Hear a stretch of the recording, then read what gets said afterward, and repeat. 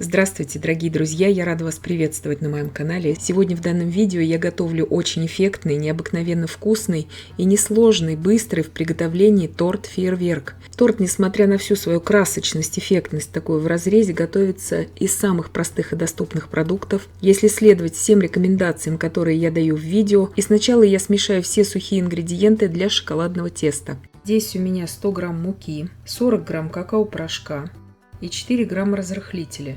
Я все это перемешиваю и просто отставлю в сторону, чтобы яичная масса у меня не оседала, чтобы я не тратила время потом на смешивание этих сухих ингредиентов. Сейчас 5 яиц я разделяю на желтки и белки. Яйца здесь я беру среднего размера, весом без скорлупы, каждое яйцо примерно по 50 грамм. Яйца я беру комнатной температуры.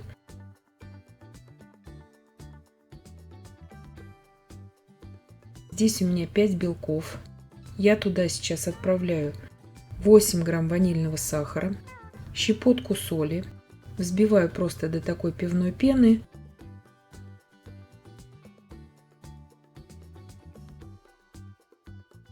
И добавляю туда порциями 200 грамм сахара. Сахар лучше брать, конечно, как можно мельче. Можете сахарную пудру использовать для этого. Но потом при введении последующих ингредиентов сахар уже весь разойдется. И взбиваю примерно около 5 минут. Время взбивания будет зависеть полностью от вашего миксера. У меня миксер 300 Вт, маломощный, поэтому вот взбиваю так. И пики должны остаться подрагивающими у этой массы. Добавляю туда 40 грамм растительного масла без запаха. Сок одного лимона. Через сито лучше это процеживать всегда. Лимонный сок здесь не следует убавлять, чтобы корж был наиболее влажным. Берите вот сок одного среднего лимона. Просто сейчас перемешиваю, ничего уже больше не взбиваю.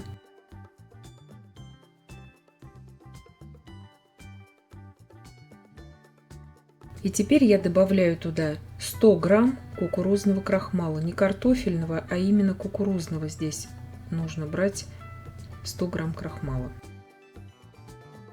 Просто перемешиваю очень быстро. Вот я здесь в реальном времени показала, как долго я все это смешивала. К 5 желткам я добавляю еще 2 целых яйца, щепотка соли, 8 грамм ванильного сахара. Все это сейчас взбиваю до однородности.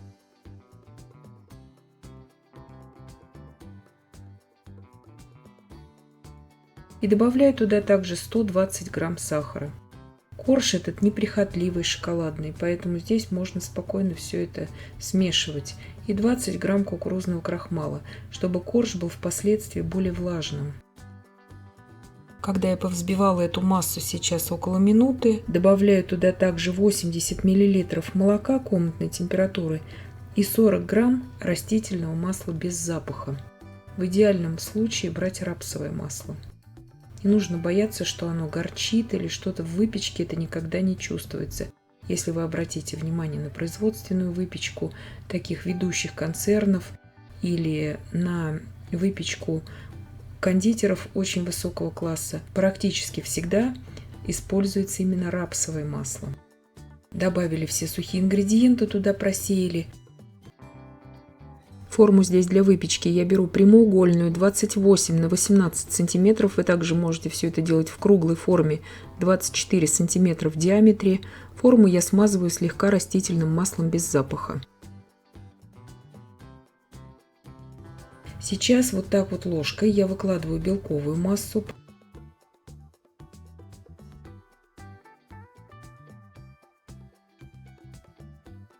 Духовка у меня уже разогрета.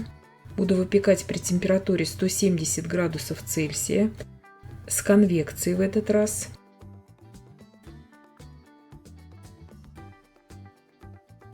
Те промежутки, которые у меня остались между белковой массой, я вот так аккуратно заливаю шоколадным тестом.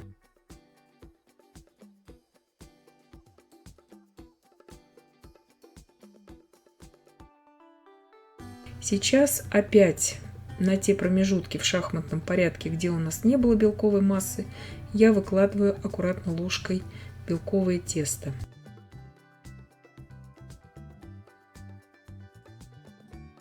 И опять промежутки заливаю шоколадной массой. Делается это все совсем несложно. Справится даже новичок здесь.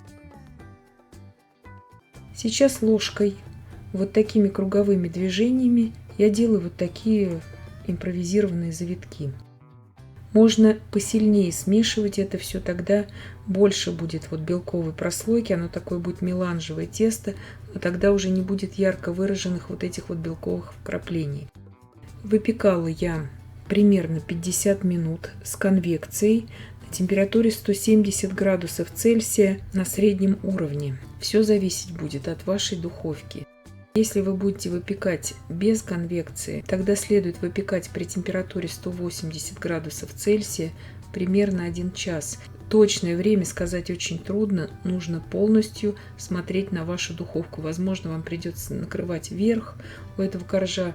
Все будет зависеть от вашей духовки. 350 грамм консервированных мандаринов, 2 такие баночки, я сливаю на сито, чтобы полностью компот от этих мандаринов стек у меня. Потом этой жидкостью я буду пропитывать торт. Корж у меня полностью остыл до комнатной температуры, я извлекаю его из формы. Я срезаю с него вот эту шапочку. Это я делаю просто из эстетических таких соображений, чтобы дно у меня этого коржа было идеально ровным. Если вам это не мешает, его вот эта шероховатость, вы можете ничего не срезать. Вот эта шапочка, которую меренговую мы сейчас шоколадную срезаем, очень вкусная. Как с печеньем, с этими остатками можно попить просто чай. Я сейчас сразу выкладываю этот корж в ту форму, в которой я буду собирать этот торт. Этот корж, я сразу отвечаю на вопрос, можно приготовить заранее. Пару дней он прекрасно хранится в холодильнике, в пищевой пленке. Сразу ставлю на него рамку, потому что впоследствии мы будем заливать на него пудинг. Всегда для пудинговой прослойки все коржи, которые должны лежать под пудингом, готовим всегда заранее. И обязательно ставим этот корж в форму. Пропитываю сейчас просто мандариновым компотом и готовлю саму пудинговую массу. 350 мл молока довожу до кипения.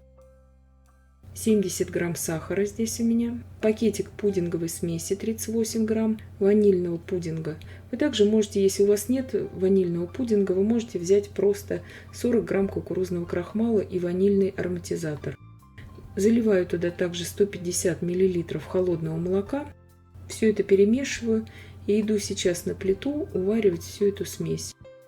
Уже в закипающее молоко я добавляю туда всю пудинговую смесь. Еще раз повторяю, вместо пудинга вы можете брать также обычный кукурузный крахмал. Я все это напишу в описании. Сейчас при непрерывном помешивании в кастрюле с толстым дном на умеренном огне довожу все это до кипения, и когда пошли первые пузыри, 30 секунд еще провариваю и снимаю с огня. Сразу же добавляю туда 100 грамм сливочного масла, можно прям холодного добавлять. Очень удобно, чтобы смесь немножко остыла. И сразу ничего здесь не жду, выливаю эту смесь на корж. Я поставила еще дополнительно ацетатную пленку, потому что была не уверена, что слой пудинга у меня не будет выливаться за эти бортики формы. Горячую, именно очень горячую смесь выливаем, иначе пудинг будет твердеть и пойдет комочками. Убираю сейчас в холодильник примерно на 1-2 часа.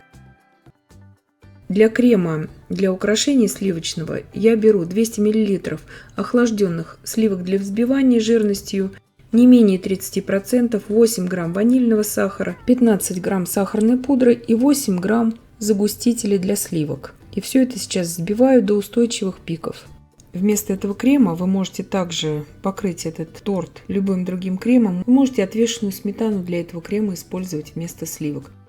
Итак, перекладываю все в кондитерский мешок, чтобы мне было просто удобнее отсаживать это уже на корж. Итак, пудинг у меня полностью уже застыл, охладился, прошло у меня примерно 1,5 часа в холодильнике. Многие спрашивают в комментариях, как ставить горячий пудинг вот на этом корже сразу в холодильник. Во-первых, когда мы будем заливать этот пудинг, он уже, естественно, в процессе работы с ним, в процессе добавления сливочного масла, он будет охлаждаться. Можно его на несколько минут вынести на балкон, если это у вас зимнее время года, либо на террасу. Если летом, дать ему просто немножко немножко остыть и уже не экстремально горячим ставить в холодильник. Выкладываю все мандарины, сок с них уже хорошо стек на сите, с этих мандаринов, и накрываю второй порцией крема. Просто крем я разделила на две части. Сразу отвечаю на вопрос. Вместо мандаринов здесь вы можете использовать абсолютно любую кислую ягоду по вашему усмотрению, что любит ваша семья. Вы можете здесь сварить также апельсиновый, лимонный, мандариновый курт. Все на ваше усмотрение. Вишня, малина, все, что с кислинкой, все сюда идеально подойдет.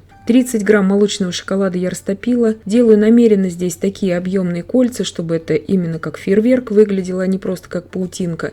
Убираю в холодильник буквально на 20 минут. Хорошо схватился у меня верхний слой, вот этот сливочный, так как у меня с загустителем я делала, и шоколад хорошо схватился. Вот такой необычайно красивый и вкусный, и несложный торт получается. Я думаю, что этот торт можно даже отнести где-то и к бюджетным, потому что 200 мл сливок, я думаю, каждый сейчас себе может позволить купить.